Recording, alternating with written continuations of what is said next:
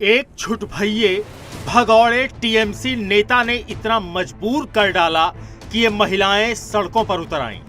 अब ताली बजा रही हैं। पहले हाथ जोड़े थे, रहम की भीख मांगी थी, रोई गिड़गिड़ाई थी, लेकिन शेख शाहजहां रुका नहीं। घर के सामने खड़े होकर कहता था, बाहर निकलो, चलो मेरे साथ एक रात के लिए। 2-4 गुर्गों के साथ आता था।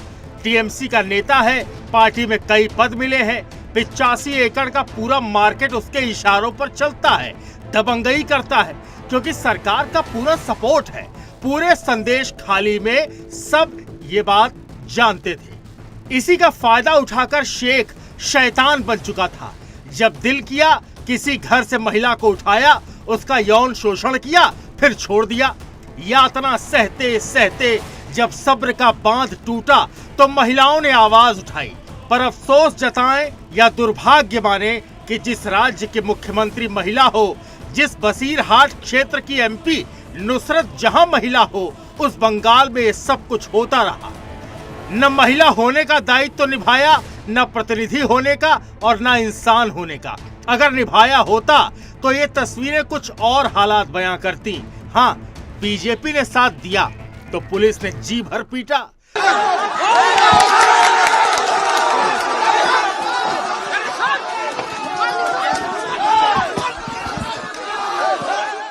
बंगाल बीजेपी के प्रेसिडेंट सुकांतो मजूमदार को तो अस्पताल पहुंचा दिया।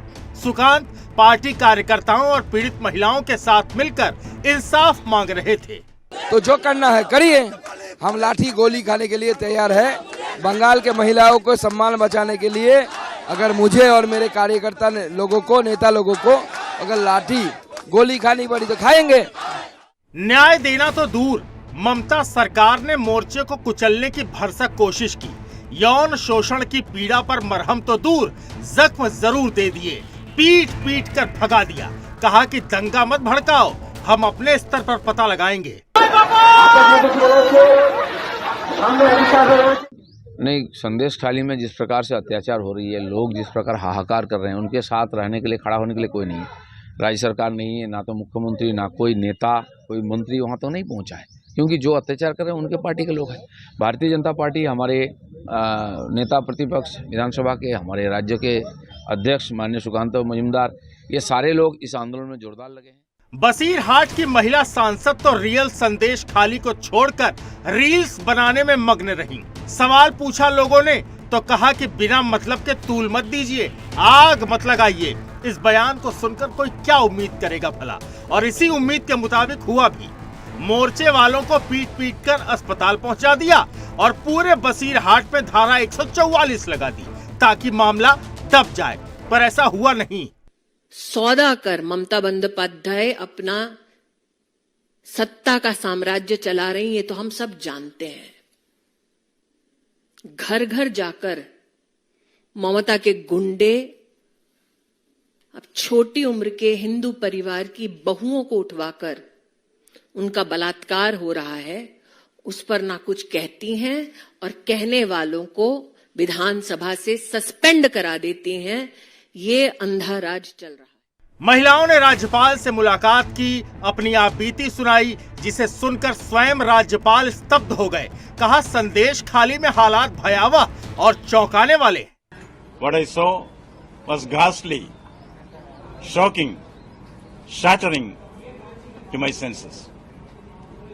I saw something which I should never have seen.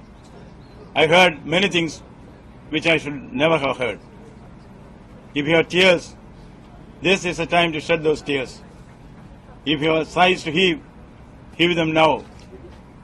That how horrible human life is, where the law cannot take its course. You know, what I saw there remind me of what Shakespeare said, the hell is empty, all the devils are here. That was the situation which was there. बात निकली तो दूर तलक गई। Calcutta high court ने 13 फरवरी को खुद action लिया कि संदेश खाली में जो भी हो रहा है वो विचलित करने वाला है। उन्होंने मामले को लेकर पश्चिम बंगाल सरकार को नोटिस जारी किया और मामले को 20 फरवरी को सुनवाई के लिए लिस्ट किया। साथ ही संदेश खाली के बसीरहाट में लगी धारा 144 हटाने का भी आदेश दिया है। Bureau report,